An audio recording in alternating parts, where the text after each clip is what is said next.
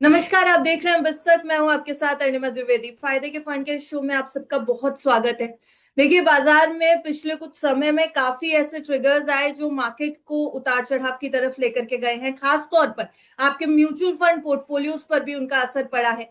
Geopolitical tensions चल रही हैं, दूसरी तरफ डोनाल्ड ट्रंप की तरफ से नए नए टैरिफ्स को लेकर के बयान आ रहे हैं, और हाल ही में जो खबर आई है उसमें फार्मा के ऊपर 100% टैरिफ लगने की बात कही जा रही है। तो ये सारे सिनारियोज मिल करके इस समय भारत की शेयर बाजार में भी उतार चढ़ाव लेकर के आ रहे हैं, और खास तौर पर इन्वेस्टर्स की निगाह भी इन सभी ट्रिगर्स और फैक्टर्स पर है। तो अब आपका पोर्टफोलियो यहाँ पर कैसे बैलेंस रहे, फायदे के फंड में हम आपके सामने हर हफ्ते यही लेकर के आते हैं कि आपके पोर्टफोलियो को कैसे मैनेज रखा जाए। और आज फिर हमारे साथ इस समय एक बेहद ही खास मेहमान मौजूद है इस शो के लिए। कमल पोद्दार जी हमारे साथ मौजूद है इस समय। सर नमस्कार, बहुत स्वागत है आपका। नमस्कार। सर सबसे पहले तो सवाल बाजार से रिलेटेड ही पूछना चाहूंगी, कैसा लग रहा है बाजार, क्या आउटलुक है, क्योंकि बहुत सारी जियोपॉलिटिकल टेंशन हो रही हैं। हाल ही में अभी एक बड़ा बयान और आ गया कि फार्मा के ऊपर 100% टैरिफ, इंडिया अफेक्टेड होगा। क्या इंडियन मार्केट भी अफेक्टेड है? देखिए, जहां तक बात है बाजार की, बाजार एक्चुअली बना ही ऐसी सब परिस्थितियों के साथ है। तो ऐसा बहुत कम होता है कि जब सारी परिस्थितियां फेवरेबल हो। लेकिन सबसे इम्पोर्टेंट ये है कि हमारी जो लोकल परिस्थितियां हैं, देश की हम्म। जो इकोनॉमिक रफ्तार है, देश का जो इकोनॉमिक सिनेरियो है, वो बहुत स्ट्रांग है। तो जो बाहरी जितनी भी चीजें हैं, उनका जो इम्पैक्ट है वो बहुत टाइम बीइंग है। और आज के दिन इस दुनिया में कोई भी देश अलग थलग रह नहीं सकता। हम्म। आज चाहे अमेरिका वो टैरिफ की बात कर रहा हो, चाहे वो H1 वीजा की बात कर रहा हो, कुछ भी कर रहा हो, वो प्रेसिडेंट डोनाल्ड ट्रंप ये डील करने के अपने तरीके हैं। लेकिन अमेरिका भी बहुत अच्छे से जानता है। आपने देखा होगा 2 महीने पहले वो इंडिया के लिए भर भर के भारी वर्ड बोल रहे थे। अभी बीच में वो मोदी जी को अपना सबसे अच्छा दोस्त बनाने लग गए। इंडिया को अपना सच्चा हितैषी बताने लग गए। तो ये उनका एक वैगरिंग माइंड है। वो एक बिजनेसमैन है और वो बिजनेसमैन के तरीके से सोचते हैं। हम्म। और ये सब परिस्थितियां पहले भी बहुत रही है, आगे भी बहुत रहेगी। लेकिन सबसे इम्पोर्टेंट है कि इंडिया का जो भारत का अपना जो सिनेरियो है, जो इकोनॉमिक ग्रोथ है, जो हमारी डेमोग्राफी है, वो इतना स्ट्रोंग है कि इन बाहरी चीजों का थोड़ा बहुत मार्केट प्राइस पे तो फर्क पड़ सकता है, लेकिन ओवरऑल इकोनॉमी पे कोई बड़ा फर्क नहीं पड़ सकता है। तो आज बहुत सारे देश है जो इंडिया के साथ टाई अप करने के लिए तैयार बैठे हैं। हम जो सर्विस सेक्टर के साथ साथ मैन्युफैक्चरिंग का हब बनने के लिए जा रहे हैं। जी। जो देश में सरकार PLI और मेक इन इंडिया की जो स्कीम्स के साथ चीजें तैयार कर रही है, और जो इंफ्रास्ट्रक्चर पे सब चीजों पे काम हो रहा है, तो हम्म। मुझे नहीं लगता है कि आने वाले 10 साल जो हैं वो भारत के हैं।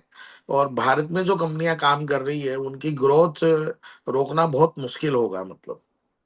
जी। सर हम बहुत पॉजिटिविटी जरूर देख रहे हैं बाजार की तरफ, लेकिन फिर अभी का सिनारियो अगर देखें, फेस्टिव सीजन की शुरुआत ऑलमोस्ट हो चुकी है, नवरात्रि आ गई है और दिवाली आने का समय है। इसके साथ ही साथ दूसरी तिमाही की जो है वो अर्निंग्स का भी सीजन आने वाला है।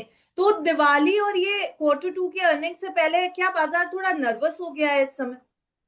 ये देखिए, जो बाजार की जो नर्वसनेस है वो मेजरली केवल FII की सेलिंग के कारण है।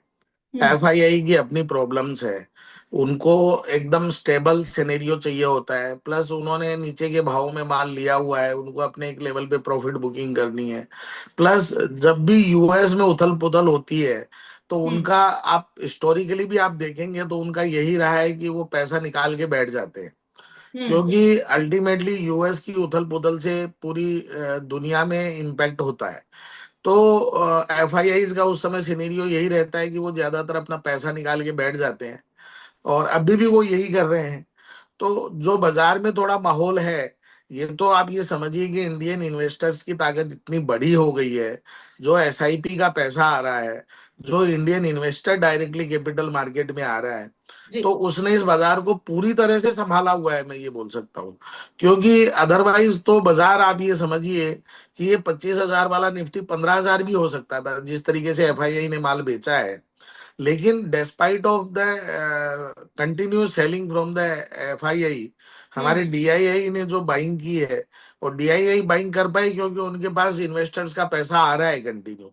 तो हम्म उन चीजों के कारण जो चीजें बनी है, तो एफआईआई भी एक बार जब उनको ये समझ में आ जाएगा कि इंडिया की ग्रोथ स्टोरी उनके फेवरेबल है, डॉलर जो करेंसी का गैप है वो उनके फेवर में है, और अमेरिका के साथ जो थोड़ा मोड़ा ये मैटर चल रहा है वो जैसे ही स्टेबल होगा, they will again come for the buying. So hmm ये टेम्परेरी फेज है और कंसोलिडेटेड फेज है। जरूरी नहीं हर इन्वेस्टर को रोज ही ट्रेड करना है, उनको अच्छे स्टॉक्स लेके बैठना चाहिए, आने वाले समय में उनको अच्छा फायदा होगा। जी सर, एक और बड़ा ट्रिगर हम मान के चल रहे हैं बाजार के लिए। आरबीआई की मॉनेटरी पॉलिसी आने वाली है 1 अक्टूबर को, और फेड ने यूएस में रेट कट किया, तब से ये उम्मीद लगाई जा रही है कि शायद आरबीआई की तरफ से कोई रेट कट का अनाउंसमेंट हो जाए। हालांकि एक बहुत बड़ा अनाउंसमेंट अभी अभी आरबीआई ने किया, सॉरी फाइनेंस मिनिस्ट्री ने किया है। निर्मला सीतारमन ने जब अनाउंस किया कि जीएसटी के रेट कट्स हो जाएंगे, वो एक आम आदमी के लिए बहुत बड़ी राहत की उम्मीद थी, और वो मिल गई आम आदमी को। लेकिन अब क्या रेट कट से भी एक बड़ी राहत दे सकता है आरबीआई लोगों को, और इससे क्या इन्वेस्टमेंट बूस्ट होने की उम्मीद है? देखिए, निश्चित रूप से अभी ये रेट कट का दौर चल रहा है, और जब भी हम्म ये रेट कट का दौर चलता है और इन्फ्लेशन कंट्रोल में रहता है तो आरबीआई भी फ्री लिक्विडिटी की तरफ बढ़ता है। और हम्म जो माहौल अभी इंडिया में बना हुआ है, मुझे पूरा विश्वास है कि आरबीआई रेट कट की तरफ जाएगा। और हम्म उससे आम आदमी को डायरेक्टली बेनिफिट तो नहीं होता है, लेकिन सिस्टम में मनी का फ्लो इजी होता है, लिक्विडिटी अच्छी होती है, तो बैंकों को, कॉरपोरेट को डेट वगैरह देने में, चीजों में आसानी होती है, फंड का फ्लो इजी होता है, तो निश्चित रूप से नीचे डाउन द लेवल इम्पैक्ट होता ही, आपकी ईएमआई कम हो जाती है, आपका जो मंथली आउटफ्लो है कम हो जाता है, तो हम्म आखिरी आदमी के पास हाथ में पैसा ज्यादा बचता है। और जैसा कि आज के दिन हर आदमी का नेचर हो गया है, जितना पैसा बचता है वो पूरा खर्च करना है, तो उस खर्च की आदत के कारण नेचुरली जैसे भी जीएसटी में इम्पैक्ट हुआ, तो 22 तारीख को जो पहला दिन था, उस दिन जो सेलिंग के आंकड़े आए हैं वो अपने आप में बहुत जबरदस्त है, मतलब। और ये हम्म बताने के लिए बहुत वैलिड कारण है कि हमारी इकोनॉमी बहुत साउंड तरीके से काम कर रही है, और कहीं कोई गैप नहीं है। जी सर, दिवाली सीजन के बारे में मैंने अभी भी आपसे पूछा कि मार्केट कैसा लग रहा है, लेकिन दिवाली सीजन में अब पैसा कहाँ बनेगा? क्योंकि हमारे जितने भी व्यूअर्स हैं सीधी सी बात ये जानना चाहते हैं कि कहाँ उनके पोर्टफोलियो में मुनाफा होगा, कहाँ पे पैसा लगाएं, कहाँ पैसा बनेगा। आपसे सीधा सवाल सर, दिवाली में क्या देखिए, रख के सेक्टर की जहां तक मैं बात करूं, पैसा लगाने की बात करूं, तो मैं तो एक्चुअली अगर बोलूं तो इंडिया स्टोरी पे बुलिश हूँ। पैसा भारत पे लगाइए, जिसने भी भारत पे पैसा लगाया है उसका पैसा बनेगा। अब हम्म भारत को अगर अपन सेक्टर में डिवाइड करते हैं तो देखिए, हर सेक्टर का एक साइकिल होता है। मुझे लगता है कि जिस तरीके से गवर्नमेंट ने भी जीएसटी वगैरह में बेनिफिट दिया है, जो डिमांड का बूस्टअप आएगा, हम्म एफएमसीजी सेक्टर बहुत अच्छा है। जिस तरीके से गवर्नमेंट डिफेंस पे काम कर रही है, not only in India, even exports के ऊपर जितनी मेहनत हो रही है, डिफेंस बहुत अच्छा सेक्टर है। हम्म इंडिया अगर ग्रो करेगा, आज हम अगर 4 ट्रिलियन की इकोनॉमी पे बैठे हैं और हम 25 साल में 40 ट्रिलियन की इकोनॉमी की एक्सपेक्टेशन ले रहे हैं, तो बीएफएसआई सेक्टर के बिना आप कैसे बढ़ोगे? पैसा अगर आएगा तो बैंकों के पास आएगा, एनबीएफसी के पास आएगा, पैसा हम्म वहां से नीचे फ्लो होगा, नीचे जो धंधा बढ़ेगा उसका पैसा बैंकों में आएगा। तो बिना बीएफएसआई के आप कोई भी यहाँ से 10 ट्रिलियन और 15 ट्रिलियन और 25 ट्रिलियन होने की कल्पना नहीं कर सकते। तो हम्म आई थिंक अगर मैं सेक्टरों को अगर रेटिंग दूं तो बीएफएसआई सबसे आगे रहेगा। अब बीएफएसआई आगे रहेगा, और देश का अगर इकोनॉमिक ग्रोथ होगा तो पावर कंजम्पशन बढ़ेगा, जितनी मैन्युफैक्चरिंग यूनिट्स आएगी, जितना इंफ्रास्ट्रक्चर बढ़ेगा, पावर कंजम्पशन बढ़ेगा, तो हम्म पावर कंपनियों के लिए बहुत अच्छा स्कोप है। जितनी इकोनॉमी बढ़ेगी उतनी इंफ्रास्ट्रक्चर की नीड बढ़ेगी, जितनी इंफ्रास्ट्रक्चर की नीड बढ़ेगी उतना इंफ्रास्ट्रक्चर के अंदर और स्कोप है। हम्म डिफेंस, इंडिया एक अलग लेवल पे जा रहा है। आज से 5 साल पहले हम सोच भी नहीं सकते थे कि इंडिया एक्सपोर्ट करेगा क्या। जहां हम हम्म न केवल बंदूक इंपोर्ट करते थे, इवन बंदूक का केस भी इंपोर्टेड करते थे, कि वो चमड़े का केस भी हम नहीं बना पाएंगे, हमारी कैपेसिटी नहीं है। हमने अपने आप को इस तरीके से सेट कर लिया था, लेकिन जब आप, देश ने आज करवट बदली है और हमारी कंपनियां जब चीजें बना रही है, अभी ऑपरेशन सिंदूर में आपने देखा, हमारे आदरणीय प्रधानमंत्री जी ने पूरी दुनिया को बताया कि कैसे स्वदेशी साधनों की ताकत से हमने दुश्मन को मुंह तोड़ जवाब दिया है। तो वो साधन आज हर देश लेना चाहेगा। हर देश हम्म अमेरिका से नहीं अफोर्ड कर सकता, हर देश रशिया से नहीं अफोर्ड कर सकता। तो उनके लिए हम बहुत स्वीट स्पॉट बनेंगे। तो हम्म डिफेंस में बहुत अच्छा स्कोप है। एफएमसीजी ऑलवेज एवरग्रीन है इंडिया में। जब तक 140-150 करोड़ का डेमोग्राफी है, हम्म कंजम्पशन स्टोरी है, तो ये सारे सेक्टर ऐसे हैं। हाँ, इनमें अच्छी कंपनियां आइडेंटिफाई करनी होगी। सेक्टर स्पेसिफिक होने के बाद भी कई बार कंपनियों के अपने चैलेंजेस होते हैं। उनका कई बार मैनेजमेंट कॉल्स वगैरह ऐसी होती है कि सेक्टर अच्छा होने के बावजूद भी कई कंपनियां परफॉर्म नहीं कर पाती। तो आप हम्म सेक्टर आइडेंटिफाई कीजिए, लेकिन सेक्टर के साथ अच्छी कंपनियां आइडेंटिफाई कीजिए, तो नेचुरली आपका बहुत अच्छा पैसा बनेगा। सर, म्यूचुअल फंड के जो इन्वेस्टर्स हैं उनके लिए क्या अब फिर से एसेट एलोकेशन करने का समय आ गया है? क्योंकि बाजार में बहुत उतार चढ़ाव है। इससे पहले जो पोर्टफोलियो उन्होंने बनाए थे, कई ऐसे हमारे व्यूअर्स हैं जो हमसे कहते हैं कि पोर्टफोलियो में बहुत नुकसान है इस समय, म्यूचुअल फंड्स भी कमाई नहीं करके दे रहे। एसेट एलोकेशन एक बार फिर बदलने की जरूरत है मार्केट को देखते नहीं, हुए। देखिए ऐसा है ना, जब बाजार में इम्पैक्ट होगा तो सब जगह इम्पैक्ट होगा उसका। हम्म म्यूचुअल फंड में जो पैसा आ रहा है, लग रहा है बाजार में ही है वो। अब बाजार रिटर्न देगा तो वहां भी रिटर्न आएंगे। लेकिन एक चीज आप मान के चलिए कि अगर हम इंडिविजुअल लेवल पे अगर ट्रेडिंग करते हैं हम्म और उसके बजाय हम म्यूचुअल फंड में पैसा डालते हैं, तो म्यूचुअल फंड हमारी खुद की ट्रेडिंग को तो आउट परफॉर्म करेगा ही करेगा, उसमें कोई दो राय नहीं है। हम्म वो जितना भी रिटर्न दे रहा है, वो रिटर्न फिर भी उस रिटर्न से अच्छा है जो हम हमारी खुद की ट्रेडिंग करके बनाएंगे। क्योंकि जहां प्रोफेशनल्स आपके फंड को मैनेज कर रहे हैं, वहां हम्म एक चीज निश्चित है कि वो हमसे ज्यादा जानते हैं, हम्म बाजार के बारे में हमसे ज्यादा जानते हैं, कंपनियों के बारे में हमसे ज्यादा जानते हैं, इकोनॉमी के बारे में हमसे ज्यादा जानते हैं। वो उस पर्टिकुलर फील्ड के सीजन है, तो उनके पास पैसा हमारा हमेशा हमसे ज्यादा सुरक्षित है। हम्म रही बात एलोकेशन री एलोकेशन की, तो ये मेरे ख्याल से हमेशा एक कंटिन्यूअस प्रोसेस होना चाहिए। एज ए सजग इन्वेस्टर, हमें हमेशा इस चीज का ध्यान रखना चाहिए कि कौन से सेक्टर्स हैं जो गवर्नमेंट के प्राइम टारगेट पे है, पब्लिक के हम्म प्राइम टारगेट पे है। जैसे नहीं होता कि ट्विटर पे आप रोज देखते हो कि किसका ट्रेंड चल रहा है। जो ट्रेंड चल रहा होता है वो न्यूज आप ज्यादा देखना चाहते हो, सुनना चाहते हो, देखना चाहते हो। तो हम्म क्या न्यूज चल रही है, इसके लिए आप ट्रेंड फॉलो करते हो। तो वैसे ही कैपिटल मार्केट है, यहाँ भी सारे सेक्टर एक साथ कभी भी नहीं चलते हैं। कुछ सेक्टर लीडिंग रोल में होते हैं, कुछ सेक्टर एवरेज होते हैं, कुछ सेक्टर थोड़ा डल फ्लो करते हैं। तो रीबैलेंसिंग जो है वो आदमी को हमेशा एक टाइम टू टाइम करते रहना चाहिए। ये उसका एक कंटिन्यूअस प्रोसेस होना चाहिए। और जो आदमी टाइम के साथ रीबैलेंसिंग करता रहेगा, उसका पोर्टफोलियो डेफिनेटली जिसने एक बार डाल के छोड़ दिया है, उससे ज्यादा बेटर परफॉर्म करेगा। जी। तो सर, अभी का एसेट एलोकेशन अगर देखें तो किस तरीके से रीबैलेंसिंग की सलाह देंगे? क्या मिड कैप्स में ज्यादा इस समय इंटरेस्ट रखना चाहिए या लार्ज देखिए, कैप्स बेटर है? मैं बहुत ज्यादा ट्रेडिंग करता नहीं हूँ। जी we are running a broking firm as you know, and we don't have our prop accounts. So मैं बहुत ज्यादा ट्रेडिंग क्लोजली नहीं करता हूँ। लेकिन मैं म्यूचुअल फंड में पैसा डालने में बिलीव करता हूँ। और म्यूचुअल फंड में मैं फिर मोटा मोटी दो ही एलोकेशन करता हूँ, एक फिक्स्ड इनकम और एक equity. So ji. I am always believe in equity. So specific अगर आप मेरे से एलोकेशन के बारे में पूछेंगे तो शायद मैं उतना ट्रैक करता नहीं हूँ तो। हम्म ठीक है सर, लेकिन आपने बोला कि आप की फर्म जो है वो ब्रोकिंग में, डील ब्रोकिंग फर्म है आपकी। सर, यहाँ पर एक कॉन्सेप्ट इस समय है डिस्काउंट ब्रोकर्स का। वहां वो एक कॉन्सेप्ट भी आपसे समझना चाहेंगे ब्रीफली, और साथ ही साथ आप डिस्काउंट ब्रोकर्स से कैसे compete कर रहे हैं ये समझना चाहेंगे आपसे। देखिए, डिस्काउंट ब्रोकिंग का कॉन्सेप्ट है वो अभी नया नहीं है, इंडिया में काफी पुराना हो गया है। काफी ब्रोकिंग हाउसेज ने वो डिस्काउंट ब्रोकिंग के अंदर काम किया है। एक्चुअली क्या होता है, यहाँ पे परसेप्शन प्रेवेल्स करके एक कॉन्सेप्ट है, परसेप्शन बिकता है।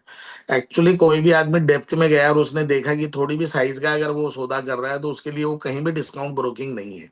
लेकिन वो समझने का आदमी को टाइम ही नहीं है। जब हमारे लॉस होता है, पैसा लगता है, तब हम जाके देखते हैं कि हमारी क्या ब्रोकरेज लग रही है, क्या इंटरेस्ट लग रहा है। जब पैसा आ रहा होता है तो आदमी को देखता ही नहीं है उसको। हम्म लेकिन अल्टीमेटली जो जेनजी है, वो जेनजी के अलावा जो हिंदुस्तान है, वो हम्म आज भी फिजिकल रिलेशनशिप में बिलीव करता है। वो टच एंड फील देखना चाहता है। वो देखता है कि हमारे गांव में उसकी ऑफिस है कि नहीं है, यहाँ अब मैं पैसा डाल रहा हूँ, मैं किससे बात करूंगा, मैं किससे हम्म कल कोई सलाह लेनी है, किससे लूंगा।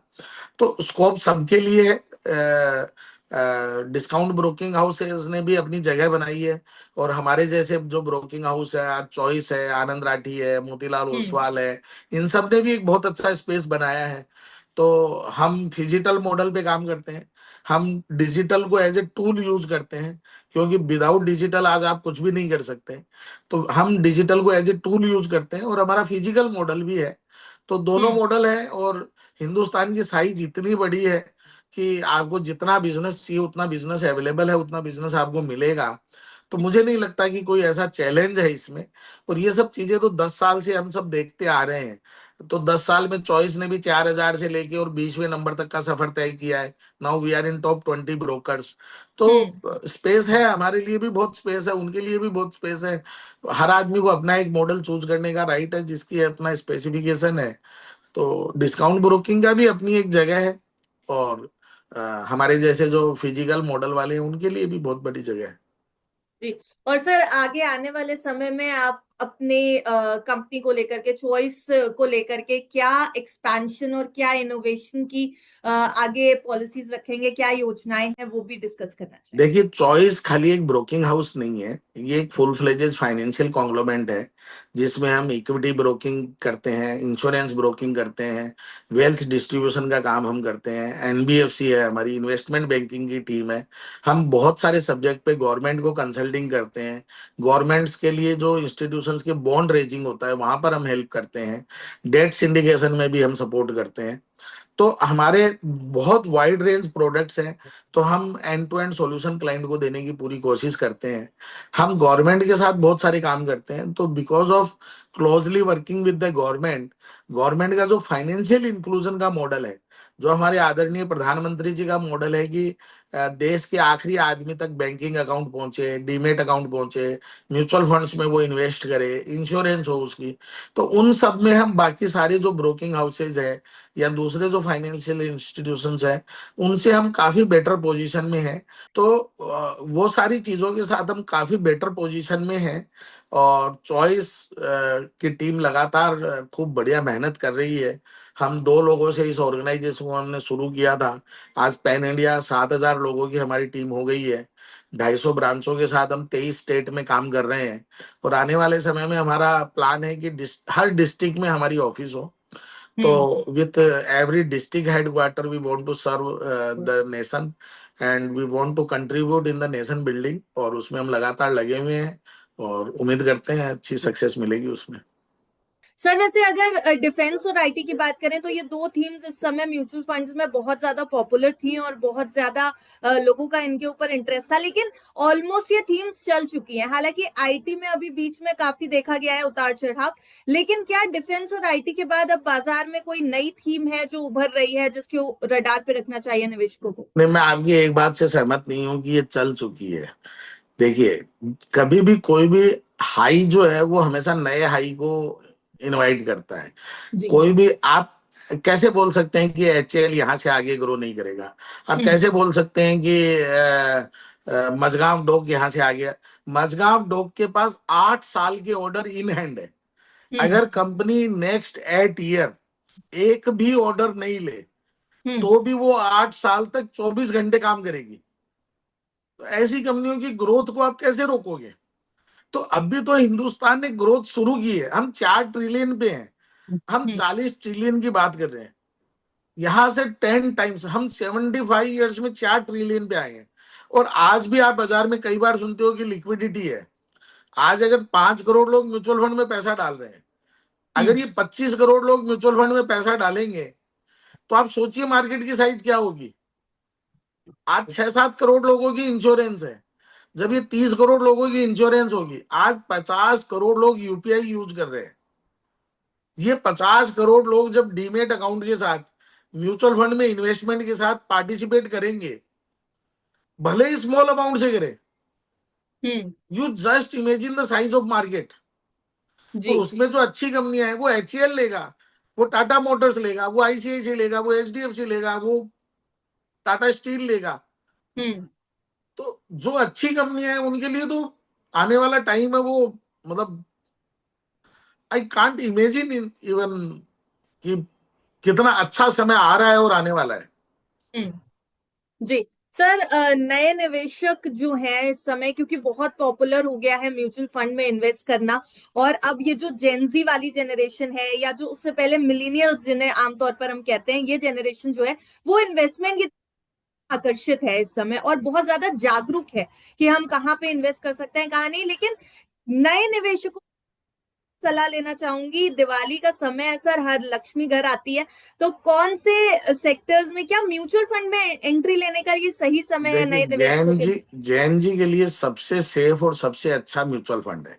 जी। मैं जितने भी मेरे जैन जी छोटे भाई बहन हैं उनको बोलूंगा कि वो स्टार्ट विथ म्यूचुअल फंड करें। और हम्म। म्यूचुअल फंड की जो स्कीम्स आती है, उन्होंने जिसमें पैसा लगाया है उन कंपनियों को वो ट्रैक करना शुरू करें, उनको समझना शुरू करें। अगर आपके म्यूचुअल फंड के फंड मैनेजर ने अगर इन्फोसिस में पैसा लगाया है, उसने टाटा मोटर में पैसा लगाया है, उसने मैनकाइंड फार्मा में पैसा लगाया है, उसने एचएएल में पैसा लगाया है, तो इसका मतलब ये हुआ कि उसने 4 सेक्टर में पैसा लगाया है। आप हम्म। उन चारों सेक्टरों को स्टडी कीजिए, जिन कंपनियों में पैसा लगाया उन कंपनियों को स्टडी कीजिए। फिर हम्म। आप उस सेक्टर की ऐसी कंपनियों को आइडेंटिफाई कीजिए जो अभी भी अपने पेयर कंपिटिटर से काफी नीचे चल रही है। उसके बाद आप डायरेक्ट मार्केट में आइए। तो आप म्यूचुअल फंड को आप इन्वेस्टमेंट का भी जरिया बनाइए और लर्निंग का भी जरिया बनाइए, क्योंकि वहां पर आपको रियल टाइम डेटा मिलेंगे आपके इन्वेस्टमेंट के। उसको आप समझते हुए, बाजार को समझते हुए आगे बढ़ सकते हैं। तो हम्म। आप बिल्कुल इसमें म्यूचुअल फंड के थ्रू पैसा लगाना बिल्कुल सही स्ट्रेटेजी है। आप अपनी हार्डकोर सेविंग्स को खत्म नहीं करोगे, आप उसको अच्छे से मल्टीपल कर पाओगे। और धीरे धीरे आप उसको समझ के फिर पार्शियली आप धीरे धीरे डायरेक्ट एंट्री कीजिए। जी।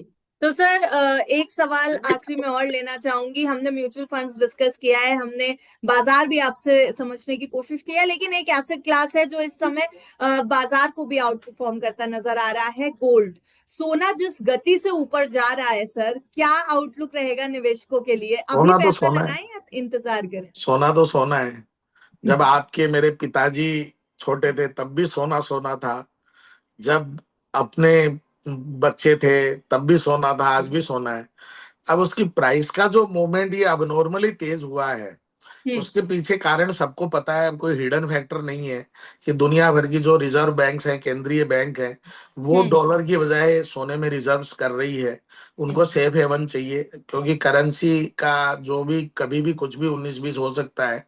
तो उसके कारण ये जो प्राइस है वो अब नॉर्मली बढ़े हैं। और हम्म। मुझे लगता है कि थोड़ी तेजी और रहेगी अभी सोने में, और इवन चांदी में भी। क्योंकि ये दोनों कमोडिटी जो है वो हमेशा हर आदमी की फेवरेट कमोडिटी रही है। हम्म। तो सोने में निवेश जैसे हमेशा सबसे सेफ निवेश रहा है, डिस्पाइट ऑफ रिटर्न। हम्म। एक तो हाईएस्ट लिक्विड असेट है, आप हम्म। 15 मिनट में उसको एनकेश कर सकते हो। प्लस जो उसमें एप्रिसिएशन आ रहा है उसका बेनिफिट मिलेगा। तो आपका एसेट एलोकेशन का एक पार्ट हमेशा गोल्ड और सिल्वर जरूर होना चाहिए। हम्म। और दैट विल गिव यू, अभी तो मान लो उसने आउट परफॉर्म ही किया है, तो आपके बाकी के पोर्टफोलियो को भी उसने अच्छे से संभाला है। जी। बाकी अदरवाइज भी आपके पोर्टफोलियो में डेंट नहीं लगेगा, हम्म। आपका पोर्टफोलियो अच्छा रिटर्न देगा। तो आप इक्विटी और फिक्स्ड इनकम प्रोडक्ट के साथ गोल्ड और सिल्वर में भी अगर थोड़ा एलोकेशन करते हैं, तो it will help to maintain your portfolio in good returns. Sir ideal allocation कितना होना चाहिए सोने में, अगर एक आइडियल पोर्टफोलियो? 20% से 25% हम्म। एलोकेशन होना चाहिए। जी। Sir thank you so much हमारे साथ आज इस शो में जुड़ने के लिए। आपसे बहुत कुछ समझने की हम लोगों ने कोशिश की है, और बहुत कुछ मुझे लगता है हमारे व्यूअर्स को नया पता चला होगा। डिस्काउंट ब्रोकर्स एक नया टॉपिक था जिसको हमने शायद आज तक कवर नहीं किया हो आपस की बातचीत में, बट आपसे वो भी समझाए, इसलिए बहुत बहुत शुक्रिया हमारे साथ जुड़ने के लिए। Thank you Arima ji, thank you.